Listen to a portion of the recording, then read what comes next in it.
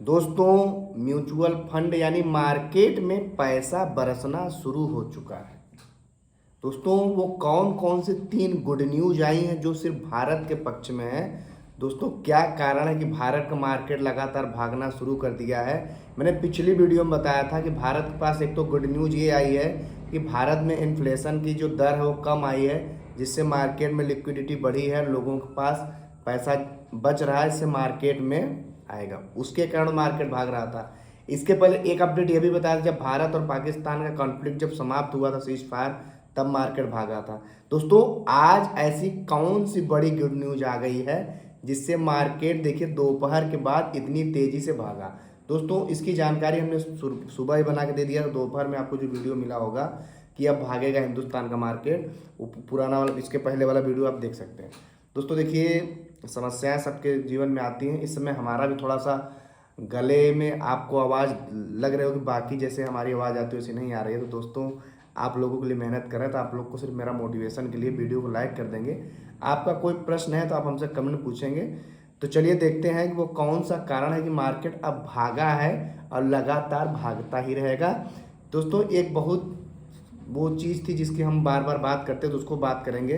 तो देखिए, जो माइक्रो कैप है, इसमें खतरनाक रैली बनी हुई है, क्योंकि जो नए नए लोग इन्वेस्टर करने आते हैं, जब पैसा बचता है तो पैसा छोटी कंपनियों में लगाते हैं, और छोटी कंपनियों का ही माइक्रो कैप होता है।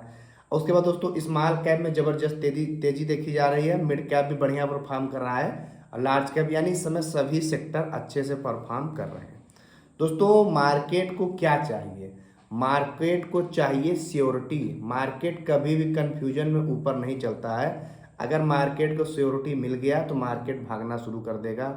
तो मार्केट को 3-4 श्योरिटी मिली। पहली श्योरिटी क्या, इंडिया पाकिस्तान कॉन्फ्लिक्ट खत्म हो गया। दूसरा क्या, जो भारत में महंगाई के दर के आंकड़े आए काफ़ी कम आए, क्योंकि 4 से 6 के बीच में आरबीआई को मेंटेन करके रखना होता है, और काफ़ी कम आया, लगभग 4% के आसपास।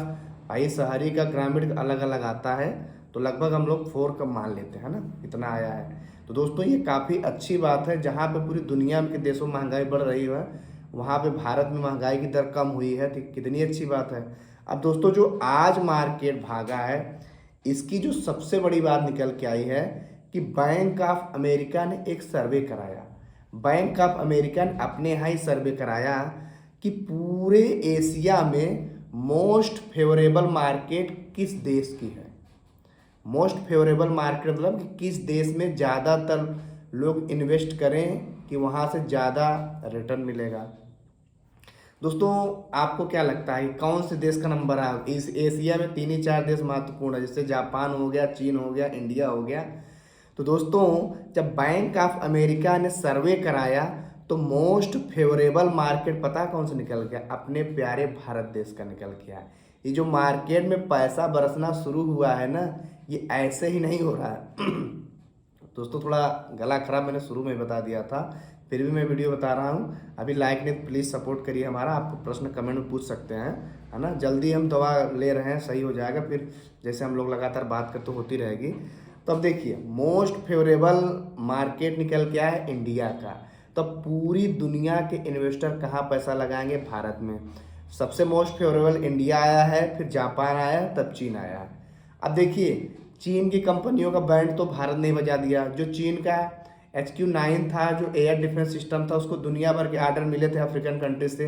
पाकिस्तान में परफॉर्म नहीं कर पाया, जिससे चाइना का जो डिफेंस स्टॉक है एकदम तहस नहस हुआ है। चाइना की एकदम मार्केट खराब हो गई है, और चीन वाले पाकिस्तान को गरिया रहे हैं, तुम लोगों ने हमारी मार्केट खराब कर दी चोट्टो, तुम लोग हमारा हथियार चला नहीं पाए। ये दोष दे रहा है चीन पाकिस्तान। अब देखिए, अब दोस्तों, मोस्ट फेवरेबल मार्केट क्यों निकल के आया है, इसकी बात हमने अपने कई सारे वीडियो में की है कि दोस्तों, हमारा जो देश प्यारा भारत है, 1947 को आज़ाद हुआ, 2047 को हमारा देश एक विजन लेके चल रहा है, जो आने वाला 20 से 22 साल का टाइम है। इसमें हमारा देश अभी डेवलपिंग नेशन यानी विकासशील देश है, जो अभी विकास कर रहा है। जैसे यूरोप के देश हो गए, वो डेवलप्ड हैं यानी विकसित राष्ट्र हैं, यानी वहाँ जो विकास होना था, रोड, सड़क, हाईवे, नहर सब बन चुका है, वहाँ लोगों की ज़रूरत ही नहीं है। वहाँ की आप ट्रेन में जाएंगे तो आप सोचेंगे यार यहाँ तो ट्रेन में भीड़े नहीं, धक्का मुक्की नहीं है, तो वहाँ रिजर्वेशन की भी ज़रूरत नहीं है। हमारे यहाँ देखिए, इतनी सारी ट्रेन हर साल नहीं चलाई जाती हैं, फिर भी कितनी सारी ट्रेनों की डिमांड बढ़ी हुई है, यहाँ तक कि फ्लाइट में लोगों को टिकट नहीं मिलता है। तो अभी हमारे यहाँ संसाधन की बहुत ज़्यादा कमी है। तो जो बैंक ऑफ अमेरिका ने सर्वे कराया मोस्ट फेवरेबल मार्केट इंडिया की क्यों निकल के आई है कि इंडिया में बहुत तेज़ी से विकास हो रहा है, यानी जो देश हमारा पिछले 70-80 साल में नहीं हुआ है वो आने वाले इन 20 सालों में होगा। तो दोस्तों इसके लिए पूरी दुनिया की नज़र भारत के मार्केट पे है, वो चाहे रियल इस्टेट का बिजनेस हो, चाहे आईटी का बिजनेस हो, चाहे डिफेंस का हो, सारे के सारे सेक्टर भारत के ग्रीन रहेंगे, है ना। क्योंकि ग्रीन सेक्टर में भारत बहुत अच्छे से काम कर रहा है। डिफेंस सेक्टर में तो आपने देखा ही, हिंदुस्तान का आकाश डिफेंस सिस्टम हो गया, है ना, बराक हो गया, उसके बाद में ये जो सुदर्शन हो गया, इंडियन हथियारों की धूम मच गई पूरे विदेश में, है ना। ब्रह्मोस मिसाइल के इतने सारे ऑर्डर आ गए कि भारत में एडवांस बुकिंग चल रही है। तो दोस्तों अब ये हिंदुस्तान की बढ़ती ताकत ही तो है, ऐसे ही नहीं पूरी एशिया में मोस्ट फेवरेबल आ गया है ना। अभी तक जापान चीन भारत से आगे रहते थे, लेकिन अभी लोग भी भारत से पीछे हो गए हैं। तो दोस्तों इसी बात पे अभी तक लाइक नहीं किया, लाइक कर दिए, कमेंट करके बताइए आपको वीडियो कैसा लग रहा है। अब देखो दोस्तों आज थोड़ा सा गला ख़राब है तो हम वीडियो ज़्यादा नहीं खींचेंगे, है ना। बाकी सारी बातें होती रहेंगी। आप कौन से फंड में इन्वेस्ट कर रहे हैं, मैंने तो कई बार बताया कि आपको ज़्यादा, आपके पास अगर 15 से 20 साल का टाइम है तो आपको स्मॉल कैप में अपना 50% डालना चाहिए, मिड कैप में 30% और लार्ज कैप में 20%। उदाहरण के लिए अगर आप 1 लाख रुपए इन्वेस्ट कर रहे हैं तो 50,000 स्मॉल कैप में, 30,000 मिड कैप में और 20,000 लार्ज कैप में। क्यों? क्योंकि लार्ज कैप में टॉप 100 कंपनी है, मिड कैप में उसके बाद की 150 कंपनी, बाकी सभी कंपनियां स्मॉल कैप में है। तो फंड मैनेजर, म्यूचुअल फंड का फ़ायदा क्या है कि आप अपनी सारी हेडक फंड मैनेजर को दे देते हैं। फंड मैनेजर की उसके बदले में वो फीस ले रहा है, उसके पास रिसर्च टीम है, रिसर्च कर रहे हैं, वो लोग खुद रिसर्च कर रहे हैं कौन सा रियल इस्टेट भाग रहा है उसमें पैसा लगाएं, कौन सा आईटी है, कौन सा डिफेंस। आप अपने दिमाग की मचमच क्यों करेंगे? आप अपने दिमाग की मचमच करेंगे तो गुड़ गोबर करवा लेंगे भाई। इससे बढ़िया वही है कि 1% कमाई मिलेगा लेकिन रिस्क तो नहीं है। आप खुद से स्टॉक मार्केट में लगाएंगे, क्योंकि एक एक दिन में कंपनियों को स्टॉक मार्केट 20-20, 25-25% गिर जाते हैं। म्यूचुअल फंड में तो अभी कभी ऐसा हुआ नहीं कि एक एक दिन में इतना ज़्यादा गिर जाए, है ना।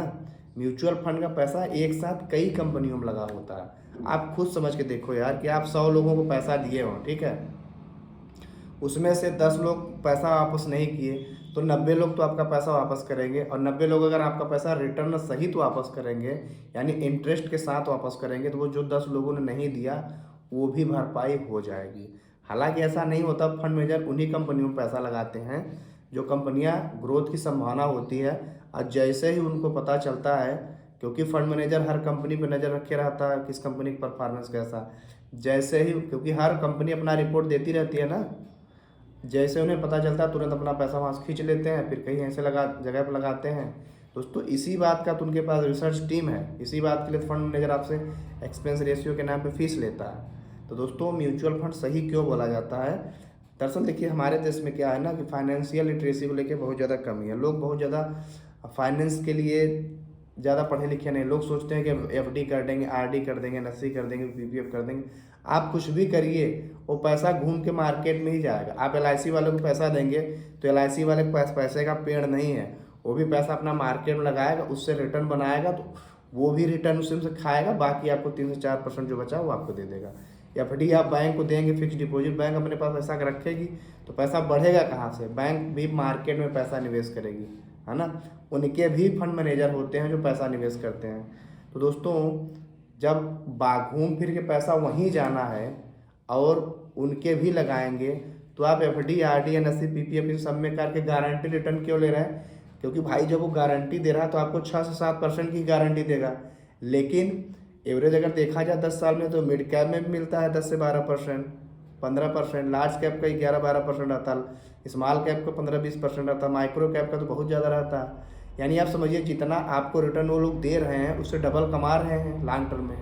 तो जो पैसा वो आपको आधा ही रिटर्न मिल रहा है, आप उसमें समय भी देंगे। नॉर्मल फिक्स डिपॉजिट लोग 10 साल के लिए करते ही हैं, है ना, ज़्यादातर 10 साल के लिए हो गया है।